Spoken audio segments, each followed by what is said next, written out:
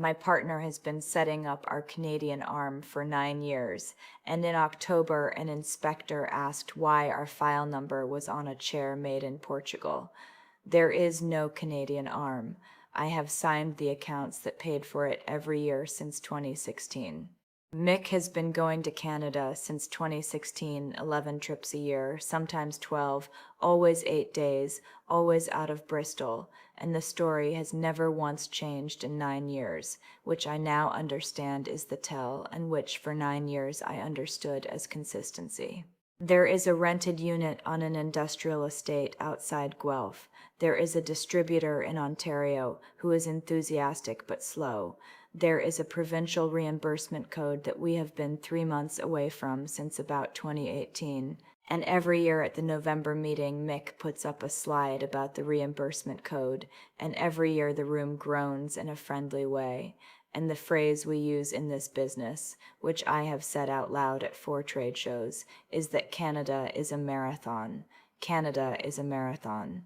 £22,000 a year in travel and unit rent and professional fees, coming out of a partnership that in a good year distributes £11,000 each.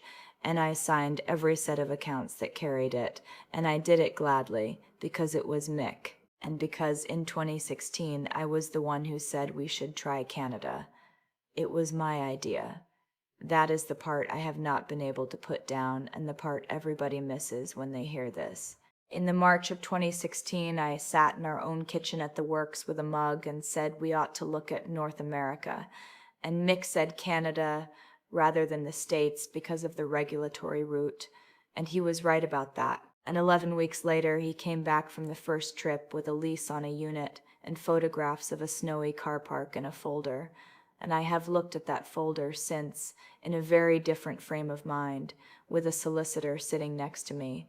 And here is what is in it: a lease that is real, for a unit that exists, taken for 12 months and never renewed, and 41 photographs of an industrial estate in Ontario in winter, all of them taken on the same 2 days, and about 9 of which have been reused across 9 years of board packs with different captions.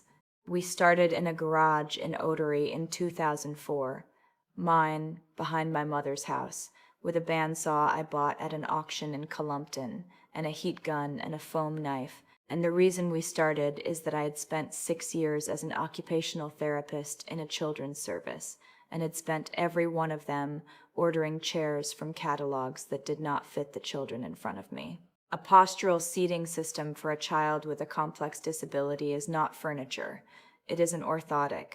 It has to hold a spine that is trying to collapse in 3 directions at once, and it has to do it for 8 hours a day, and it has to be adjusted every 4 months because the child is growing.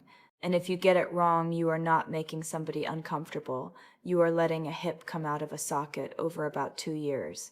The catalog chairs did not fit because catalog chairs are made for an average child, and there is no such thing. So I made one for a girl called Nita Sarker, who was 6 and who is 32 next month, and who came to my 60th, and it took me 9 weekends, and it was technically not very good, and it was better than anything she had had. And Mick came in 6 months later. He was a joiner. He had done nothing like it, and he had hands like nobody I have ever met. And he could look at a plaster cast of a child's back and translate it into a laminate shape in a way I have never been able to teach anybody since. And for 21 years, the division of that business has been that I do the assessment and the clinical side and the paperwork, and he does the making and the workshop, and neither of us has ever wanted the other one's half. 21 years, 219 chairs a year at the peak. 19 staff at the peak, 11 now, and the whole thing has run on a fact that we never once wrote down, which is that everything the workshop makes comes off a drawing that came off an assessment that I did, and every one of those drawings is in a technical file, and I built the technical file system myself in 2009 on a spreadsheet at my kitchen table because the regulations changed, and nobody in a company of our size could afford to be told how to do it. 5 things about Mick Roskilly, because a man who does this for 9 years is not a cartoon, and the cartoon version is no use to anybody. In 2007, we lost the Devon contract and could not pay ourselves for 4 months, and he took a job on a site in Exeter at weekends and did our making on weeknights until 11 and never mentioned it, and I found out from his mother he does not read. Not cannot, does not, and I did not know until about 2012 that he had been getting Sorrel to read the technical standards to him in the evenings for 8 years so that he could argue with me about them properly.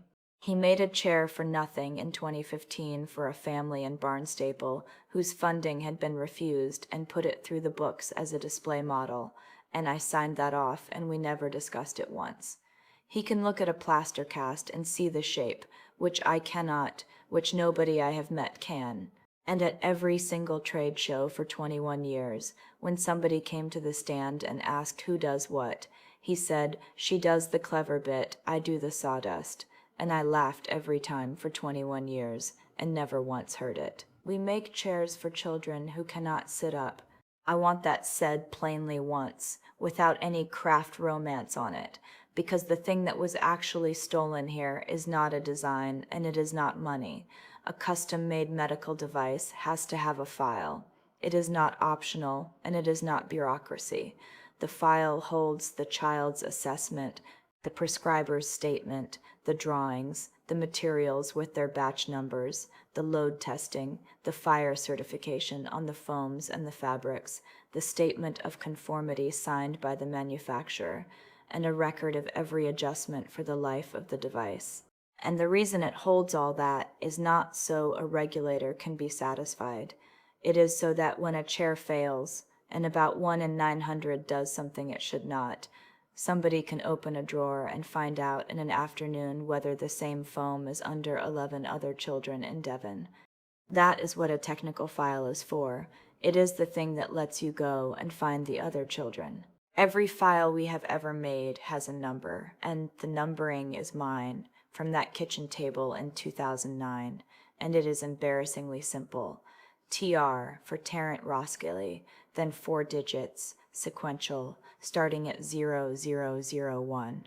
We are at about TR 4400 now, and the number goes on the Declaration of Conformity, which is the one-page document that goes out with the chair and that says who made it and to what standard and against which file and which is signed and which is the single most looked at and least read piece of paper in this entire industry. There were things I should have seen, and I want them listed, because a story where the betrayal is invisible is a story that lets me off. The margin on the European sales went up in 2017 and stayed up, which I put down to Ivo negotiating better freight, and which was actually because a proportion of those orders were never leaving Portugal.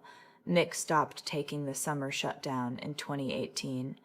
The Guelph unit's rent was invoiced from a management company whose name changed twice, and I never once looked at the second one.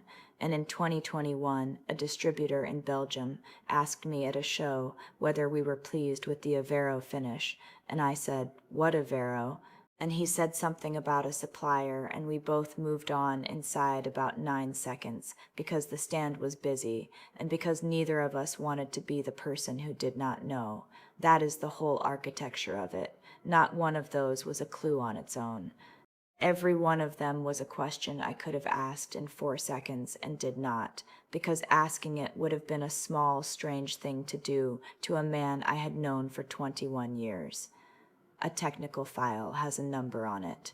That is the whole of how it came apart, and it came apart in a meeting room in front of me, and I did not do it. In the September, there was a field safety notice from a Dutch manufacturer about a gas strut in a tilt in Space Base, nothing to do with us, and the regulator did what it does after a notice, which is a sweep. It wrote to 11 UK manufacturers of custom-made seating, asking for a documentation review. Routine, low-key, a day of somebody's time. Ours was booked for the 14th of October, and the inspector, a woman called Ada Quilter, who has been doing this for 19 years, and who was, I want to say, entirely pleasant and completely unbending, arrived with a laptop and a list, and asked to see 9 technical files by number, selected in advance, and a sample of declarations of conformity issued in the last 3 years, and we gave her all of it, because we had all of it, because I have never in 21 years let that system slip by a week. And at about 20 past 2 in the afternoon, she turned her laptop round on the table and said, "Can you help me with this one?" On the screen was a declaration of conformity issued by a company called Cadeira Norte, LDA, of Aveiro, Portugal, for a molded seating system supplied to a distributor in Belgium in the March, and it was a perfectly ordinary document, and it cited, in the box where the number goes, TR0041. What I did in the 4 seconds after she turned that laptop round is the only thing in this story I would tell a younger woman to copy. I did not say I have never heard of them straight away. I asked her to zoom in, and I read the whole document, all of it, top to bottom, in front of her, taking about 40 seconds, and I read the manufacturer's address and the standards cited and the signature block and the date, and then I read the file reference again. And the reason I did that is not composure. It is that I have sat on the other side of enough assessments to know that the first thing out of a person's mouth when they are shown a document is the thing that gets written in the notebook. And I did not yet know whether the answer was, "We license it," or "Mick licenses it," or "somebody has made a clerical error." And there is a version of that afternoon where I say something protective and reasonable, and it is in a notebook forever. So I read it twice, and then I said the true thing, which took 6 words, and which was the only one of the 4 possible answers that could not be walked back. She had not gone looking for us. That declaration was in her bundle, because the Belgian distributor also sells the Dutch base with the gas strut, and the sweep had pulled the distributor's paperwork, and TR0041 had flagged in her own system because it is a UK file reference on a Portuguese manufacturer's document, and her database does not like that. She asked me a question, and the question was, "Is Cadeira Norte a company you license your files to?" And I said 6 words. I said, "I have never heard of them." I told the workshop on the 17th of October, the morning after the bench, because they were going to hear it from somewhere, and because 11 people who make chairs for a living deserve better than a rumor. I did it at 7:30 with the kettle on, and it took 4 minutes, and it is the worst 4 minutes of my working life. I said there was a documentation problem, that Mick was not coming in, that the regulator was involved, that nobody's job was at risk this week and I could not promise beyond this week, and that I would tell them everything I was allowed to tell them on the day I was allowed to tell them. And Dougie Vane, who has been on that bench since 2011, and who Mick trained, said, "Is he all right?" Not "what has he done," "is he all right?" And I said I did not know, which was true, and Dougie put his apron on and went and did a day's work, and so did the other 10, and they did that every day for 14 months, through a reconciliation that added about 9 hours a week to everybody, and not one of them left. I have never found a way to say thank you for that which does not sound like a speech, so I have never said it, and I am aware that is a failure of a different kind. Ivo Prentice has been our export agent since 2014. He is 61. He speaks 4 languages properly. He takes 11% on European sales, and he has been at every trade show we have ever done, and has sat at my kitchen table at the works perhaps 40 times. He set Cadeira Norte up in the November of 2016. It is on the Portuguese Commercial Register, which is public, and which I looked at for the first time in my life on the evening of the 14th of October, on a laptop, with a glass of wine I did not drink, and it took 9 minutes. 2 shareholders. Prentice Commercio Unipessoal, which is his, at 51%, and a Jersey company at 49%, and the Jersey company's beneficial owner is not on any public register anywhere, and I did not find that out for another 11 months, and when I did find it out, it was Mick.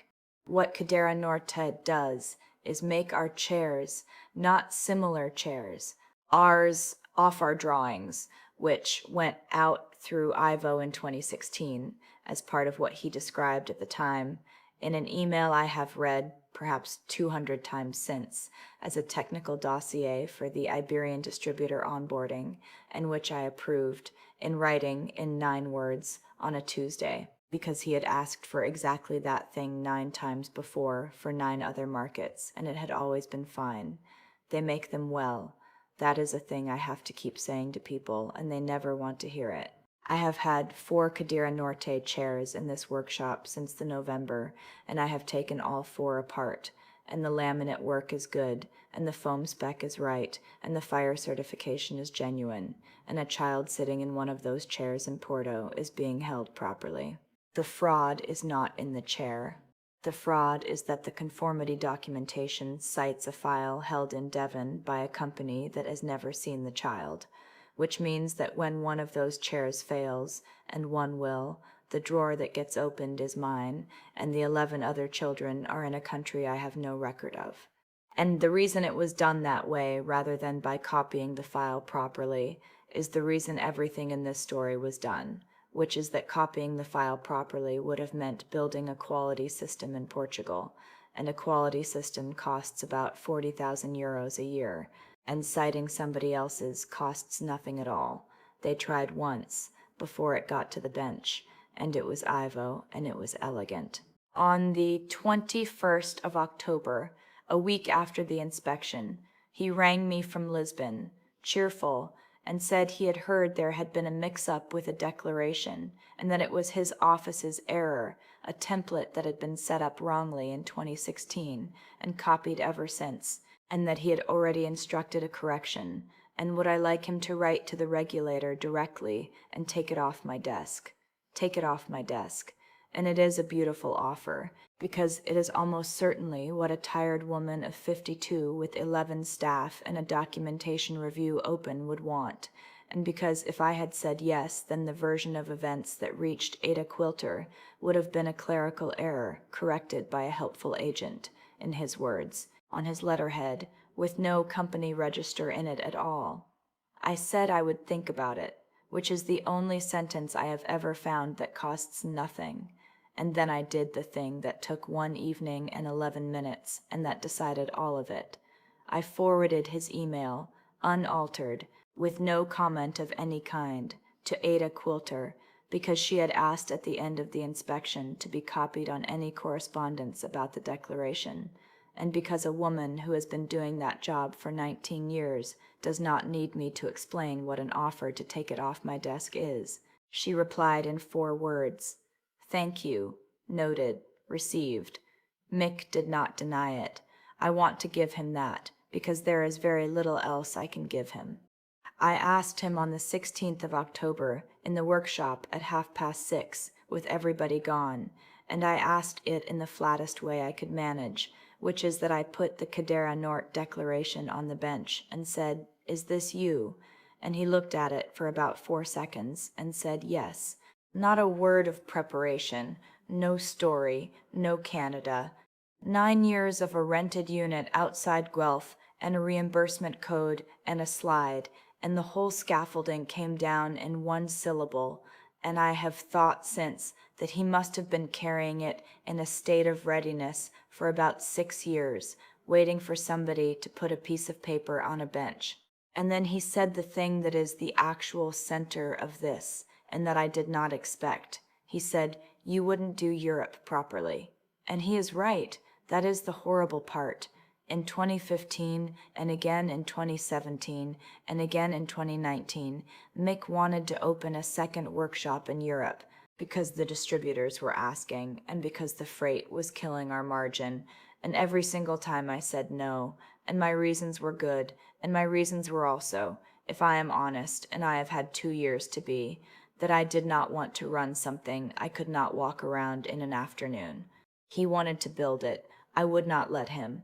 So he built it anyway, on the other side of a firewall, with a man who takes 11% from both ends, and told me he was in Ontario for 9 years, and I paid $22,000 a year to a lease in a country he had not been to since 2017.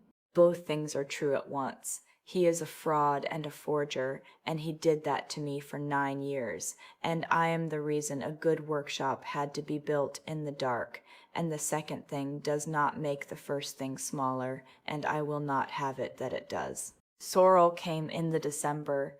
She has been my closest friend since 1993, and she was Mick's wife for 26 years, and she is the emotional one in this, and she was completely innocent, which is the worst configuration there is.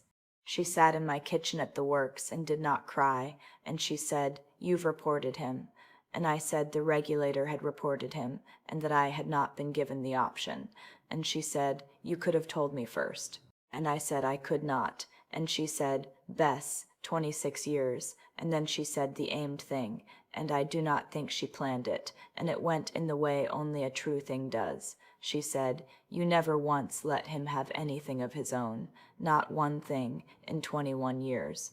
You did the files and the numbers and the assessments and the letters, and he did what he was told with his hands, and he is 56. And I sat there and did not defend myself, because there is a version of the last 21 years that looks exactly like that from the outside and possibly from the inside, and because the woman saying it had just lost her husband and her income and her Christmas, and because it was not the moment to explain that a technical file is not a hobby. What I said, eventually, was, "Sorrel, if a chair fails in Porto, the drawer they open is mine, and there is nothing in it." And she said, "I don't know what that means." And that, more than anything anybody said in 2 years, is the whole reason this happened at all. Thank you for listening to Channel Crystal Novel. The inspector came on a Tuesday in October, and everything after that was other people's machinery, which is what I had wanted, and which turned out to be its own kind of horrible.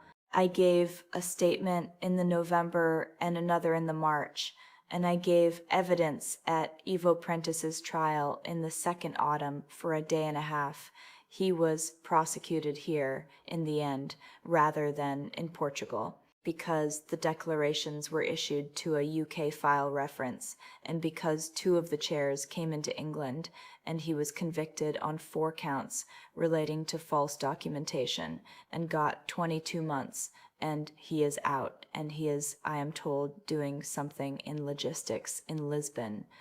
I gave evidence for a day and a half at Prentice's trial, and the hardest part was not the cross-examination. It was the 2 hours of it that were about numbering. His counsel put to me reasonably that TR0041 was a string of characters on a spreadsheet I had invented at a kitchen table with no external validation, no registration, and no legal status whatsoever, and that his client could not be expected to treat it as a controlled reference. And that is true. It is a spreadsheet. I made it up in 2009, and I chose TR because it was our initials, and I started at 0001 because I did not know any better, and there is no register of technical file numbers anywhere in Europe, and there never has been. What I said, and it took me about 4 goes to get it out in a form that was not a speech, is that the number is not the point, the drawer is. That a declaration of conformity is a promise about where the evidence is kept, and that citing a drawer in a building you have never been to is not a clerical shortcut. It is telling a clinician in Belgium that if this chair hurts a child, there is a file in Devon with the answer in it, and that there was not. The sheriff, who was a judge and not a sheriff, I keep saying it wrong, asked me one question at the end of that, which was whether the defendant had ever asked me for a license, and I said no, and he wrote it down, and that is the only moment in 9 days when I thought it was going to be all right. Mick was not prosecuted. The Crown took the view that the forged element was Prentice's, and that Mick's part was a partnership matter, which my solicitor told me in advance, and which I still find hard to say out loud without doing something with my face. What happened to Mick is civil, and it is total, He was expelled from the partnership under a clause neither of us had read since 2004. The Jersey holding was unwound, and the settlement took 2 years, and it took his house, and Sorrel's house, which is the sentence that keeps me up. I want to describe the reconciliation because it is 14 months of my life, and because it is the actual punishment in this story, and it fell on me. 406 devices. For each one you need the child, the prescriber, the date of issue, the materials, and a current address, and you do not have any of that, because the records you have are the ones the Portuguese workshop kept, which are good workshop records and are not clinical ones. So you write to distributors. Then you write to the clinicians the distributor's name. Then, in 4 countries, you write to a data protection officer and explain why a British company is asking for the names of disabled children, and you get told no, twice, correctly, and you go back through the regulator instead, and it adds 9 weeks each time. I did that for 14 months alongside running a workshop, and Ada Quilter's office did the same from their end, and we found 397. The 9 are a girl in Braga who moved to Brazil, a boy in Belgium whose family cannot be traced past 2021, and 7 whose distributors have gone out of business and whose paperwork went in a skip. There is no reason to think any of those 9 chairs are unsafe. There is no way for me to know, and there never will be, and I keep the list in the top drawer of the desk in the office, and I look at it about once a month. And that is what a technical file is actually for, and it took losing 9 of them to make me able to say it in 1 sentence. The regulator required a complete file reconciliation across every Cadeira Norte device ever issued, which meant finding 406 children across 5 countries, and that took 14 months, and it was done by me and 2 agency staff and Ada Quilter's office, and we found all but 9, and the 9 are the reason I still wake up at 4 in the morning. Nobody was hurt. That is the outcome, and I am aware of how much luck is in it. The regulator's sweep did not stop with us.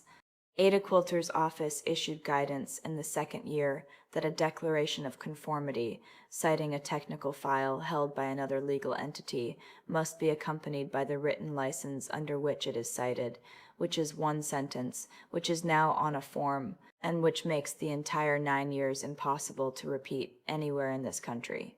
2 other custom device manufacturers were found to have the same arrangement with the same agent, and neither of them has been named. The Belgian distributor who asked me about the Aveiro finish in 2021 wrote to me after the trial, 4 lines, saying he had assumed for 4 years that we knew, and I believe him, and I have not answered it.